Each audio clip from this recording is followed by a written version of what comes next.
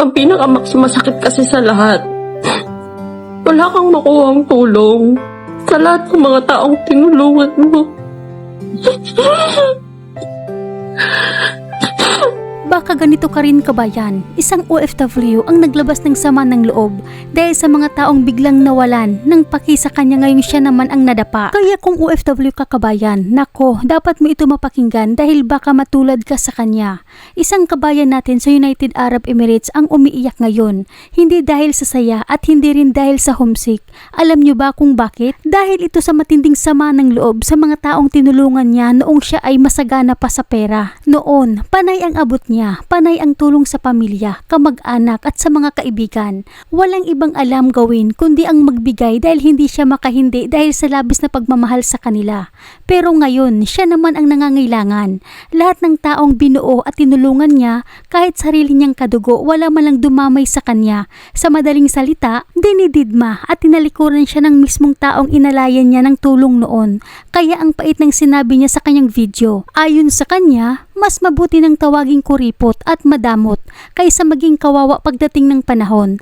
Narito sabay-sabay natin panoorin ang totoong kwento ng ating kabayan, isang tunay na karanasan at realidad ng buhay OFW pagdating sa pera. Hindi ko alam kung paano ito uumpisahan, pero ginagawa ko tong video na to hindi para magpaawa, hindi para kumuha ng simpatsya or anything. Ginagawa ko tong video na to is para ma-share sa inyo yung experience, yung pinagdaanan at pinagdadaanan ko na baka sakaling meron pa kayong chance para hindi kayo mapunta sa same sitwasyon kung ano yung sitwasyon ko ngayon. This is for awareness and para sa mga kapwa ko OFW na mas piniling maging malayo sa pamilya, especially sa mga anak, para mamigyan sila ng magandang buhay. Tayong mga OFW, darating yung time na masagana tayo. Darating yung time na yung moment natin na kumikita tayo ng pera, yung meron tayong mga kaliwat kanan na sideline, kaliwat kanan na income, darating tayo dyan. At kapag nandyan tayo sa oras na yan, hindi natin maiisip na darating din tayo sa time at sa panahon na mauubos tayo, darating tayo sa time na mangangailangan tayo at mamomblema tayo. Na hindi natin alam kung saan tayo kukuha ng sagot, ng solusyon, ng paraan.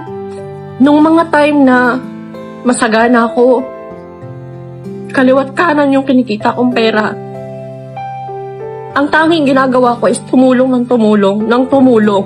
Walang katapusang pagtulong kasi iniisip ko, kumikita naman ako, madami naman akong pera, sige lang, tulong.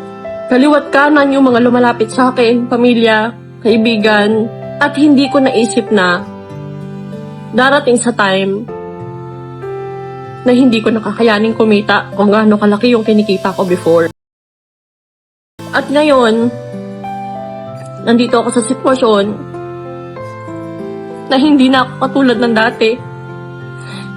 At darating yung time na magkakaroon ka ng sabay-sabay na problema na hindi mo inaasahan at hindi mo alam kung saan mo kukunin yung sagot. Sobrang hirap pag dumating ka sa ganitong sitwasyon. At ang pinakamasakit sa lahat, ang pinakadudurog sa'yo, is hindi mo alam kung saan ka lalapit. Hindi mo na nga makuha yung sagot kung anong solusyon ang gagawin mo. Tapos, ang pinakamasakit sa lahat, yung lahat ng tao na tinulungan mo, hindi ka tutulungan. Wala ni isa sa mga taong tinulungan ko yung gustong tumulong sa akin ngayon. Ngayon na pinakakailangan ko. So, kayong mga OFW, kapwa ko OFW, hanggat kaya nyo, hanggat maaga pa, hanggat may panahon, hayaan yung sabihin sa inyo na masama ang ugali mo, madamot ka, nag-iba ka na. Okay lang, tanggapin nyo na lang lahat ng yan kasi darating ang araw, mamumblema kayo, magkakaroon kayo ng problema na hindi nyo alam kung saan kayo kukuha ng solusyon, kung saan kayo kukuha ng sagot. Pagdating ng panahon na yun, wala kang natira para sa sarili mo. Wala kang naitabi para sa sarili mo. Wala ni isa sa mga taong tinulungan mo yun tutulong sa'yo. Mga kababayan, masakit man aminin, pero ito ang malupit na katotohanan. Hindi lahat ng tinutulungan mo noong sumasagana ka sa pera, maaasahan mo kapag ikaw naman ang nangangailangan. Kaya ang karanasan na ito ni Kabayan ay huwag na huwag po natin ipagwawalang bahala. Kaya kung OFW ka Kabayan at katulad mo si Kabayan, panay tulong. Nako, mag-isip-isip ka na Kabayan. Kaya kung ikaw ay isang OFW, huwag mong antayin yung panahon na mapunta ka sa sitwasyon kung nasaan ako ngayon. Ginawa ko tong video na to hindi para magpaawa, hindi para humanap ng simpatsya ng kahit sino. Gusto ko kasing huwag niyong danasin kung ano yung dinadanas ko. Karamihan kasi sa ating mga OFW, ang hangad lang naman natin is makatulong. Kasi syempre, di ba, alam ko naman na iba rin ang pakiramdam kapag nakakatulong ka. Yan nga yung nararamdaman ko noon eh. Kaya puro tulong yung ginawa ko. Hindi ko inisip yung sarili ko. Hindi ko inisip na darating ang araw. Hindi mo nakakayaning kumita. Kung gaano kalaki yung kinikita mo ng mga panahon na okay ka pa.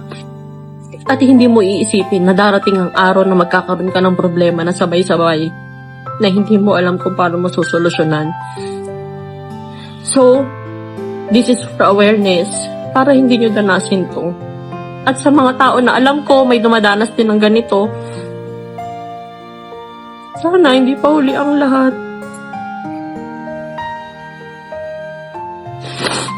Ang pinakamasakit kasi sa lahat, wala kang makuhang tulong sa lahat ng mga taong tinulungan mo.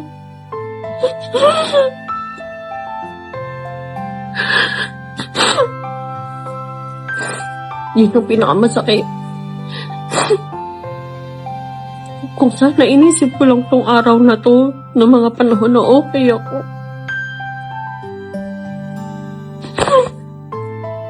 Sana kahit paano meron ako na itabi para sa sarili ko.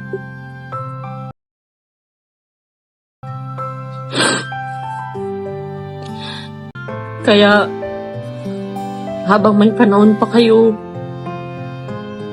huwag niyong ubusin yung sarili niyo sa pagtulong sa iba. Kasi, hindi mo masasabi ang buhay. Parte ng buhay natin ang problema eh. Ang pinakapagkakamali lang natin is hindi natin to iniisip. Kapag meron tayo, kapag maluwag tayo, hindi natin to iniisip. Kasi syempre, nasa sitwasyon ka na meron ka eh. So, yung problema mo, less pa yan. Kaya hindi mo iisipin na, ay, kakailanganin ko pala nung ganito. Wala pa eh, hindi mo pa masyadong mararamdaman ang problema kapag malakas ka pa kumita, kapag maayos pa yung income mo. Bigla ka na lang magigising sa isang araw, hindi ka na tulad ng dati. Ayoko sanang danasin nyo, kaya gumawa ko ng video para, kasi ang hirap, ang sakit bilang, alam mo yon, wala kang ibang hinangad kung hindi tumulong, solusyonan lahat ng mga problema na meron ang iba.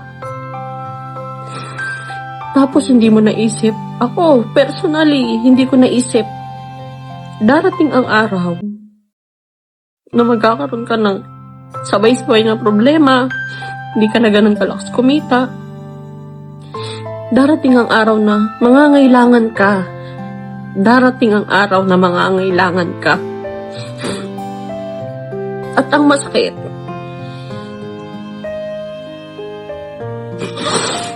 lahat ng tao na tinulungan mo, wala ni isa sa kanila ang tutulong sa'yo.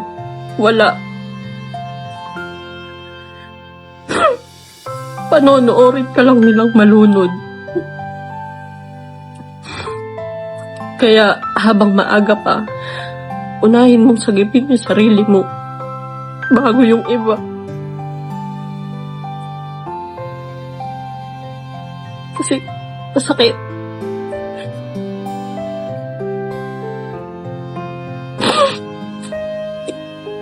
Pag napanood nyo to, magsilbing lesson sa inyo, ma-realize nyo, baka sakaling maagapan, baka sakaling may oras pa kayo, baka sakaling hindi pa huli ang lahat para sa inyo. Na magising kayo sa katotohanan, na ngayon pa lang, maisip nyo na darating ang isang araw, mapupunta kayo sa sitwasyon ko. Na baka sakali, habang maaga pa, maagapan nyo, huwag nyo ubusin yung sarili nyo sa pagtulong sa iba. Huwag. Ayun lang. God bless sa ating mga OFW. Maging matalino tayo. Huwag niyo akong tularan.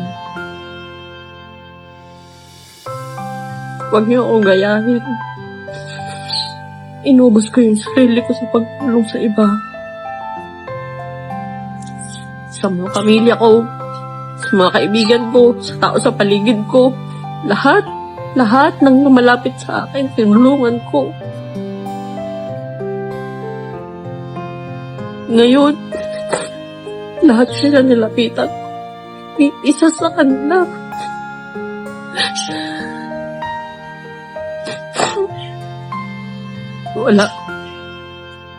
Walang may gustong tumulong.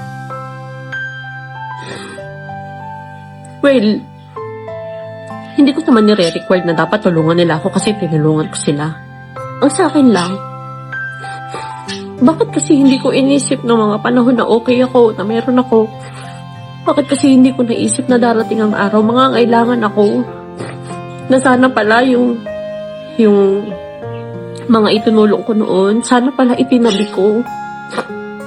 Sana pala napaghandaan ko yung bagay na to, yung oras na to. Sana wala ako sa ganitong sitwasyon.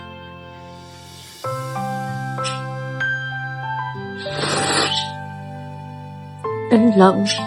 Sana magbigay lesson to sa inyo para hindi nyo ito pagdaanan. Maiwasan man lang. Yun lang naman ang tanging hangad ko kung bakit ako gumawa ng video. Kaya magsilbing aral po sa atin lahat ang karanasan na ito ni Kabayan. Unahin natin ang ating sarili at mag-ipon para sa sariling kinabukasan.